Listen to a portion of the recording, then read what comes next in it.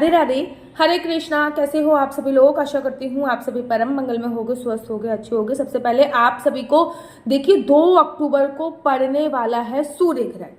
सूर्य ग्रहण में आपको क्या करना चाहिए, क्या नहीं करना चाहिए, इसके बारे में आपकी ये डिटेल में वीडियो कि 10 काम अगर आप इस सूर्य ग्रहण में करेंगे ना तो आपको भूल कर भी ये 10 कार्य करने की मनाही होती है। तो सबसे पहले मैं आपको बता दूं कि 2 अक्टूबर को सूर्य ग्रहण पड़ रहा है। माना कि उसका असर भारत में नहीं होगा, माना कि वो सूर्य ग्रहण भारत में नहीं होगा, लेकिन मैं हमेशा कहती हूँ कि यहाँ पे भी वो सूर्य ग्रहण पड़ रहा है, जैसे कि ऑस्ट्रेलिया के कुछ प्रदेशों में पड़ रहा है, अमेरिका के कुछ देशों में अमेरिका के कुछ स्टेट में पड़ रहा है। तो यहाँ पर भी वो सूर्य ग्रहण पड़ रहा है, वो उसका प्रभाव भारत में पड़ता ही पड़ता है, चाहे भारत में कोई ग्रहण हो या ना हो, क्योंकि अमेरिका का चांद, अमेरिका का सूर्य अलग तो नहीं है ना। ठीक है, इसी प्रकार से ऑस्ट्रेलिया का सूर्य और भारत का सूर्य अलग नहीं है।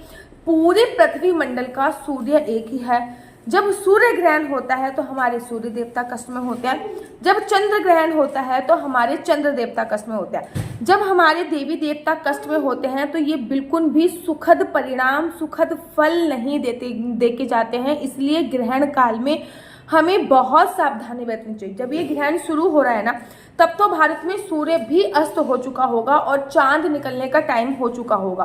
भारत में किसी भी प्रकार से कोई सूतक मान्य नहीं होगा। वैसे तो सूर्य ग्रहण का जो सूतक होता है वो 12 घंटे पहले होता है, चंद्र ग्रहण का सूतक 9 घंटे पहले होता है, लेकिन भारत में सूर्य ग्रहण कहीं भी नहीं दिखेगा, इसलिए भारत में उसका सूतक मान्य नहीं होगा। लेकिन सूर्य ग्रहण के समय आपको कुछ सावधानियां तो अवश्य बरतनी है। और अगर आप गर्भवती हैं, अगर आप प्रेग्नेंट हैं, फिर तो आपको और बहुत सारी सावधानी बरतने की आवश्यकता। तो चलिए मैं आपको बताती हूँ कि सूर्य ग्रहण के समय 10 काम जो आपको भूल कर भी नहीं करने। नंबर 1, कहते हैं कि सूर्य ग्रहण जिस टाइम पे पड़े, ये साल का ना बड़ा बहुत लंबा सूर्य ग्रहण पड़ने वाला है, मतलब पूरा 6 घंटे तक का ये सूर्य ग्रहण होएगा। ठीक है, माना कि ये आंशिक सूर्य ग्रहण होगा, लेकिन ये 6 घंटे तक चलने वाला है। बिल्कुल भी ग्रहण काल में, जब भी ग्रहण कहीं भी हो, चाहे भारत में हो, चाहे ऑल ओवर वर्ल्ड में कहीं भी हो, ग्रहण काल में भूल कर भी संभोग क्रिया नहीं करनी चाहिए।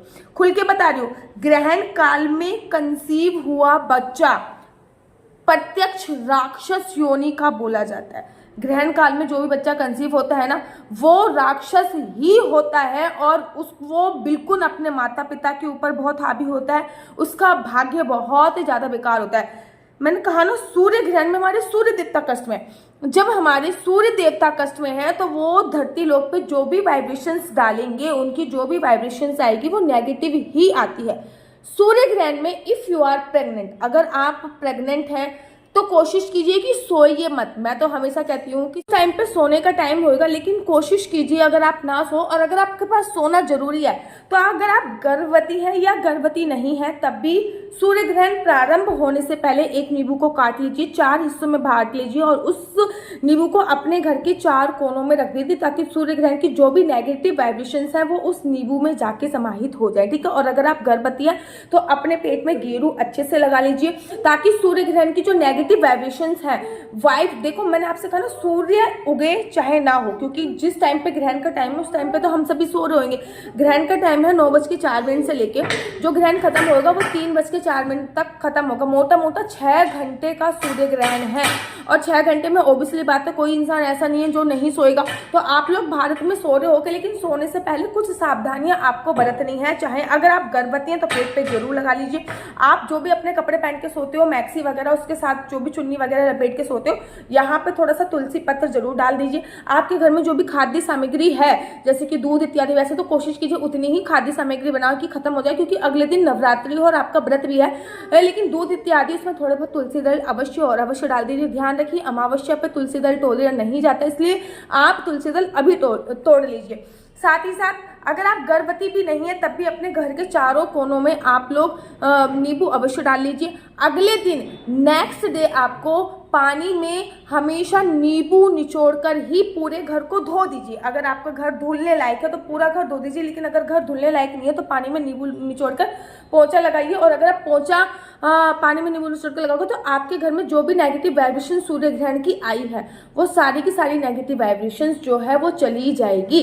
साथ ही के साथ कुछ बातों का और ध्यान रखना है, जैसे कि सूर्य ग्रहण के बाद घर की धुलाई बहुत जरूरी है। सूर्य ग्रहण के बाद घर की धुलाई बहुत जरूरी है नेगेटिविटी को दूर करने के लिए। नेक्स्ट डे जब सूर्य ग्रहण के अगले दिन आप उठोगे ना, तब नवरात्र होंगे, तो सबसे पहले उठते के साथ ही हनुमान चालीसा जरूर चला दीजिएगा, ताकि आपके घर में जो भी नेगेटिव वाइब्रेशन सूर्य ग्रहण के समय आई है वो हट जाए।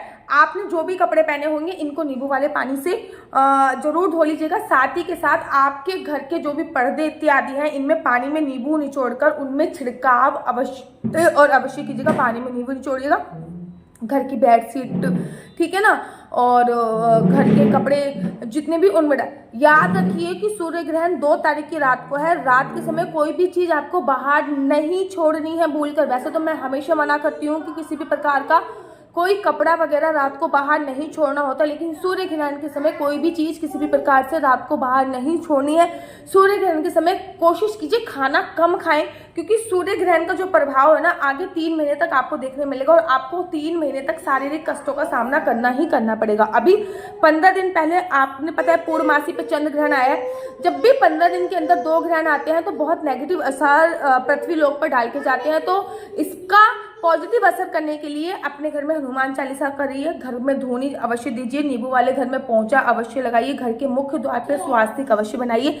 स्वास्तिक जो है वो रोली का बनाइए। रोली में देखो हल्दी भी इंक्लूड हो जाती है, रोली में चूना भी इंक्लूड हो जाता है, और रोली में गंगा जल भी इंक्लूड हो जाता है, नींबू भी इंक्लूड हो जाता है। तो स्वास्तिक जो है वो रोली का बनाइए, या फिर 5 प्रमुख चीजों का मिला के जो स्वास्तिक बनाया जाता है वो भी बना सकते हैं। घर की बालकनी और छत इत्यादि है वो आपको सूर्य ग्रहण के बाद अवश्य और अवश्य धोनी होती है। घर में जो कपड़े आपने पहन रखे हैं उनको नींबू में धोना चाहिए।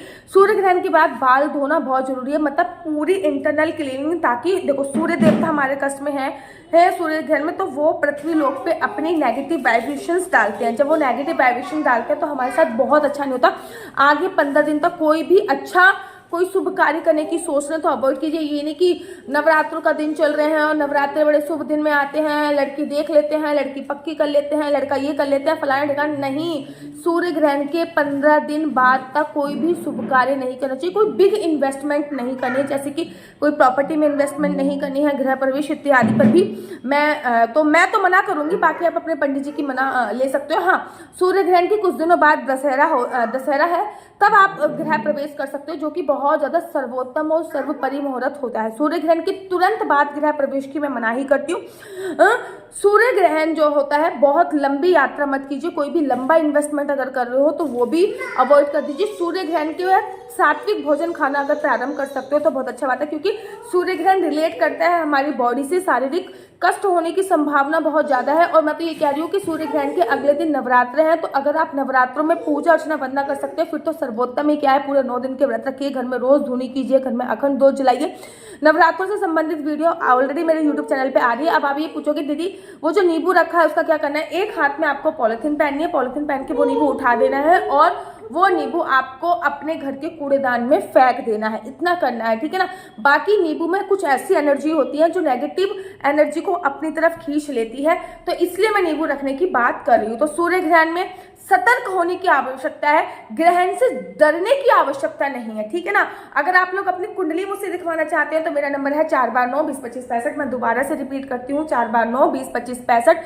आपकी डेट ऑफ बर्थ के आधार पर मैं आपकी प्रॉपर कुंडली बनाती हूँ। कुंडली बनाने के बाद मैं प्रॉपर कुंडली आपको वो बताती हूँ, कंप्लीटली जानकारी मैं फोन पे देती हूँ कि आपका लकी नंबर क्या है, लकी कलर क्या है, आपको कौन सी जॉब करनी है, कौन सा बिजनेस करना है, बिजनेस करना तो किस प्रकार का बिजनेस करना है, कब से बिजनेस करना है, किस रंग के कपड़े नहीं पहनने, किस रंग के कपड़े पहने, कौन सा अच्छी चीज आपके साथ होने वाली है, कौन सी नेगेटिव चीज होने वाली है, बच्चा कब कंसीव होगा, मेडिकल ट्रीटमेंट से कंसीव होगा या नॉर्मल कंसीव होगा, शादीशुदा जिंदगी अच्छी नहीं चल रही तो क्या उपाय कर सकते हैं, कुंडली में संतान के योग है या नहीं है, आपके बॉयफ्रेंड या फिर आपके गर्लफ्रेंड से आपकी शादी के योग है या नहीं, सभी जानकारी मैं कुंडली के माध्यम से प्रोवाइड कराती हूँ।